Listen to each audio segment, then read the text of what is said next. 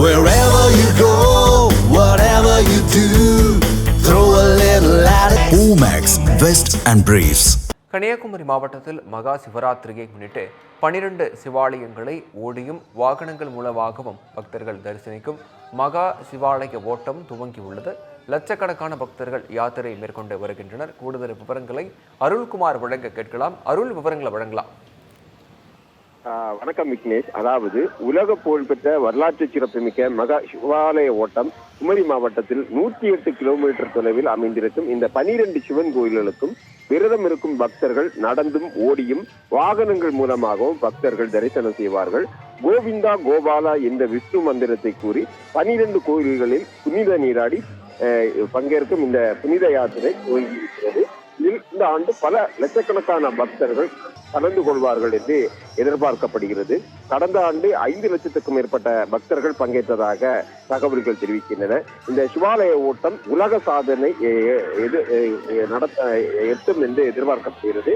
இந்த ஆண்டு 14, 15, 16 தேதிகளில் நடக்கும் இந்த புனித யாத்திரை கடந்த ஆண்டுகளை விட இந்த ஆண்டு 14ஆம் தேதி காலை முதலே இந்த யாத்திரையில் கலந்து கொள்வோர் எண்ணிக்கை அதிகமாக காணப்படுகிறது. இந்த ஆண்டை பொறுத்தவரை நடந்தும் ஓடியும் செல்லும் பெண் பக்தர்கள் எண்ணிக்கை என்பது கடந்த ஆண்டுகளை ஒப்பிடும் போது இந்த ஆண்டு அதிகமாக காணப்படுகிறது.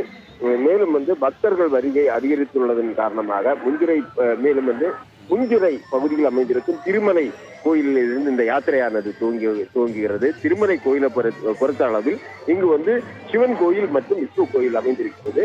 அதன் அடுத்ததாக திருக்குறிச்சி, திருப்பரப்பு, திருநந்திக்கரை, பொன்மனை, பன்னிப்பாகம், கல்குளம், மேலாங்கோடு, திருவிடைக்கோடு, திருவிதாங்கோடு, திருப்பந்திகோடு வழியாக இறுதியாக திருநட்டாலத்தில் இந்த புனித யாத்திரையை இந்த பக்தர்கள் நிறைவு செய்வார்கள். துவங்கும் சிவன் கோயிலான திருமலையிலும் அதே போன்று இந்த யாத்திரை நிறைவு பெறும் சிவன் கோயிலான நட்டாலம் கோயில் தான் விஷ்ணு சன்னதியிலும் காணப்படுகிறது. மற்ற 10 கோயில்களை பொறுத்தளவில் சிவன் கோயில் மட்டுமே காணப்படுகிறது. இந்த யாத்திரையின் போது கோவிந்தா கோபாலா என்று விஷ்ணு மந்திரத்தை கூறி இந்த யாத்திரை மேற்கொள்வார்கள். கையில் ஒரு விசிறி வைத்திருப்பார்கள். அது கையில் ஒரு பையும் வைத்திருப்பார்கள். அந்த விசிறியால் ஓடி அந்த சிவன் ஓடி களைப்படைந்திருப்பதால் அந்த விசிறியால் சிவனுக்கு வீசி கொடுப்பதாக ஐதீகங்கள் தெரிவிக்கின்றன. சைவ வைணவ ஒற்றுமையை போற்றும் வகையில் நடத்தப்படும் இந்த சிவாலய ஓட்டமானது கன்னியாகுமரி மாவட்டத்தில் புகழ்பெற்ற விழாக்களில் ஒன்றாகும். தமிழகம், கேரளா உட்பட பல்வேறு பகுதியை சார்ந்த லட்சக்கணக்கான பக்தர்கள் இந்த யாத்திரையை மேற்கொள்வார்கள். இந்த யாத்திரை 12 கோயில் அமைந்திருக்கும் திருக்கோயில்கள் 12 ராசிகளுக்கான திருக்கோயில்களாகவும் பக்தர்களால் வழிபட்டு வரப்படுகிறது. மேலும் நாம் பார்க்கும்போது ஆண்டுதோறும் பக்தர்கள் அமைப்பு சார்பாகவும் இந்து அமைப்புகள் சார்பாகவும் விஸ்வ இந்து பரிஷத், இந்து முன்னணி போன்ற அமைப்புகள் சார்பாகவும் வழிநடுகிலும் தண்ணீர், மோர், குளிநீர் மற்றும் தேநீர், அன்னதானம் போன்றவை வழங்கப்பட்டு வருவதாகவும் இந்து அறநிலையத்துறை மற்றும் தேவசம் போர்டு சார்பாக இது போன்ற குடிநீர் வசதிகள் ஏற்படுத்துவதில்லை என்ற குற்றச்சாட்டை தொடர்ந்து பக்தர்கள் முன்வைத்து வருகிறார்கள். இந்த ஆண்டும் இந்த யாத்திரையானது தொடர்ந்து நடைபெற்று வருகிறது. மாவட்டத்தை பொறுத்த அளவில் 12 கோயில்களிலும் 1000க்கும் மேற்பட்ட போலீசார் பாதுகாப்பு பணியில் ஈடுபட்டு இருக்கிறார்கள். விவரங்களுக்கு நன்றி அருண்குமார்.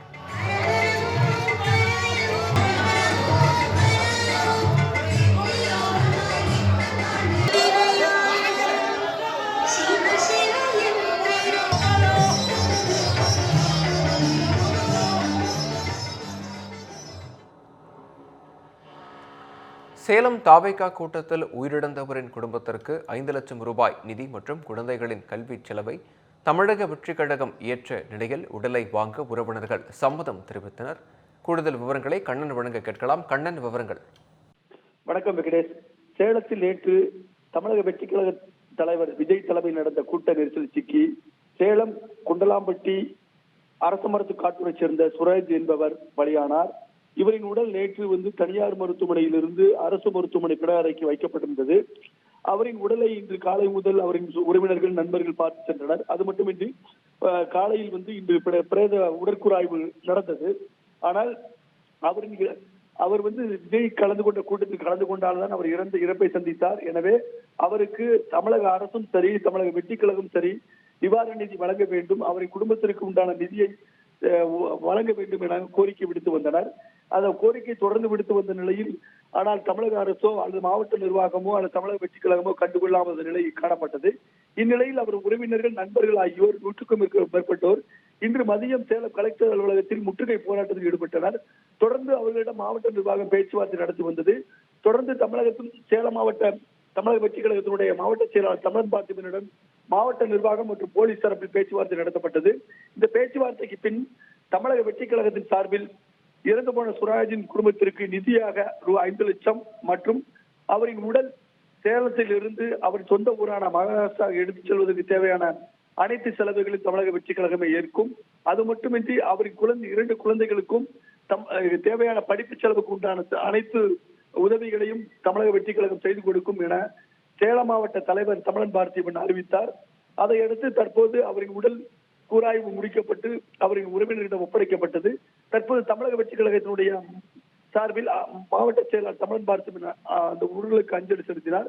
அவரின் உடலானது தற்போது சேலம் அரசு மருத்துவமனை பிணையறையில் இருந்து ஆம்புலன்ஸில் ஏற்றப்பட்டு குண்டலாம்பட்டியில் உள்ள அரச மருத்து காட்டுடன் அவர் வசித்து வந்த வீட்டின் முன்னாக 1 மணி நேரம் பொதுமக்கள் அஞ்சலிக்காக வைக்கப்படுகிறது.